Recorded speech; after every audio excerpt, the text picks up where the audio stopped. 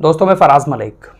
देश में एक और बड़ा कांड, एक और लड़की की मौत, सोशल मीडिया पर लव जिहाद ट्रेंड। इस वीडियो की एक एक बात को ध्यान से सुनिएगा, तब आपको सारी बातें ठीक से समझ में आएंगी। और ये जो गंदगी फैली हुई है ना समाज में, इसको दूर कैसे करना है ये हमें और आपको ही समझना पड़ेगा। अभी कुछ महीने पहले की ही घटना आप लोगों को याद होगी। आफताब ने श्रद्धा के 35 टुकड़े करने के बाद फ्रिज में छिपा दिया था।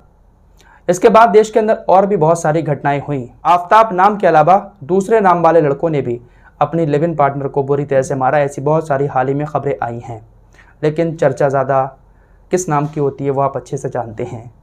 अगर नाम को देखकर चर्चाएं होंगी तो शायद ऐसे कांड होते रहेंगे, लेकिन हम बात इन्हीं नाम वालों की करेंगे और गलती अपनों में ही ढूंढने की कोशिश करेंगे। जम्मू कश्मीर में भी एक महिला डॉक्टर को उसके प्रेमी ने मौत के घाट उतार दिया और उसके बाद अपने आप को भी मारने की कोशिश की। लड़की की पहचान डॉक्टर सुमेधा शर्मा के रूप में हुई है। लड़के का नाम जौहर गनई है। लड़का मुसलमान है, लड़की नॉन मुस्लिम। जब ये खबर बजरंग दल वालों के पास पहुंची तो उन्होंने लव जिहाद का एंगल देकर ट्विटर पर ट्रेंड कराना शुरू कर दिया, लव जिहाद। और अब ट्विटर पर बाकायदा ट्रेंड हो रहा है और लड़कियों को हिदायत दी जा रही है कि इन जिहादियों से दूर रहें। सूत्रों का कहना है कि जौहर और सुमेधा के बीच प्रेम संबंध था। दोनों जम्मू के एक डेंटल कॉलेज में पढ़ाई कर रहे थे। उसके बाद बैचलर करने के बाद सुमेधा दूसरे कॉलेज में चली गई। 7 मार्च को वो अपने घर होली पर आई हुई थी। उसके बाद वो जौहर से मिलने जाती है। दोनों के बीच किसी बात को लेकर लड़ाई झगड़ा होता है और जौहर अपनी उस गर्लफ्रेंड को चाकुओं से मार देता है। उसको मारने के बाद उसने अपने ऊपर भी चाकुओं से हमला किया, अपने आप को भी मारने की कोशिश की, लेकिन उसकी हालत काफ़ी नाजुक है। हॉस्पिटल में एडमिट कराया गया है। पुलिस का कहना है कि वो अभी कोई जवाब नहीं दे पा रहा है। उसके बयान अभी दर्ज नहीं हुए हैं। हालांकि जौहर के परिवार वालों का कहना है कि उसने कुछ देर पहले फेसबुक पर पोस्ट किया था कि वो कुछ निजी कारणों से अपने जीवन लीला को समाप्त करने जा रहा है। तो ये मामला जैसे ही सामने आया, लव जिहाद वाला मामला ट्रेंड होने लगा। लव जिहाद को लेकर उत्तर प्रदेश के बरेली के मौलाना साहब की तरफ से एक बयान आया है। इनका ये बयान बताते हैं आपको, उसके बाद एक और बयान इनका बताएंगे। ध्यान से सुनिएगा।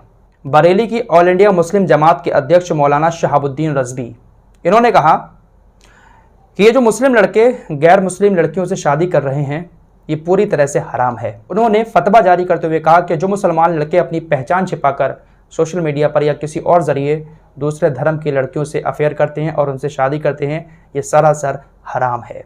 अपने फतवे में इन्होंने ये बात कही है। साथ ही साथ मीडिया के सामने दिए गए बयान में उन्होंने ये भी कहा कि मुस्लिम लड़के गैर मुस्लिमों के जो कृत्य होते हैं, फंक्शन होते हैं, उसमें ज़्यादा शामिल हो रहे हैं और फिर वो लड़कियों के साथ प्रेम संबंध में आते हैं और शादी कर लेते हैं।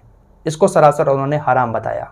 हाथ में कड़ा पहनना, कलाबा पहनना, तिलक लगाना और सोशल मीडिया पर अपने आप को इस तरह दिखाकर लड़कियों से दोस्ती करना, इन सारी चीज़ों को लेकर फतवा जारी किया है मुस्लिम लड़कों के लिए। सरासर उन्होंने इस काम को हराम बताया है।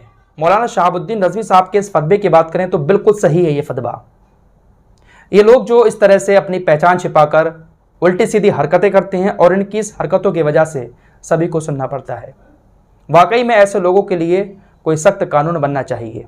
लव जिहाद वाला कानून हम कहते हैं देश के अंदर लागू होना चाहिए। इस कानून की मांग बेशक हिंदू संगठन करते हों, लेकिन इसकी मांग मुसलमानों को भी करनी चाहिए, ताकि जो मुसलमान इस तरह से उल्टी सीधी हरकतें कर रहे हैं अपनी पहचान छिपाकर, कम से कम इस कानून के डर से वो सुधर सकें। कहीं ना कहीं ये कानून उनको सुधारने वाला कानून है, बिगाड़ने वाला कानून नहीं है। इससे किसी सही इंसान को कोई नुकसान नहीं होगा। मौलाना शहाबुद्दीन रजवी ने इससे पहले 3 मार्च को भी एक फतवा जारी किया था। उसमें उन्होंने कहा था कि महिलाएं जो अपनी भूमें वगैरह बनाती हैं वो भी हराम है इस्लाम में। इसके अलावा उन्होंने कहा कि जो हेयर ट्रांसप्लांट कराते हैं, जो बाल लगवाते हैं मर्द, वो भी हराम है। साथ ही साथ उन्होंने बाल काटने को भी महिलाओं के हराम बताया था। तो मौलाना शहाबुद्दीन रजवी की तरफ से लगातार मीडिया के सामने आकर बयान आते रहते हैं, लेकिन कुछ बयान ऐसे होते हैं जो शायद इनको मीडिया के सामने नहीं देने चाहिए। होली के मौके पर उन्होंने एक बयान दिया मीडिया के सामने बैठकर। मौलाना साहब ने मीडिया के सामने आकर कहा कि मुसलमानों का होली खेलना हराम है, मुसलमानों को होली नहीं खेलनी चाहिए, रंग नहीं लगाना चाहिए, और भी बहुत सारी बातें इन्होंने मीडिया के सामने आकर कही। क्या मीडिया के सामने इस तरह के बयान देना सही है?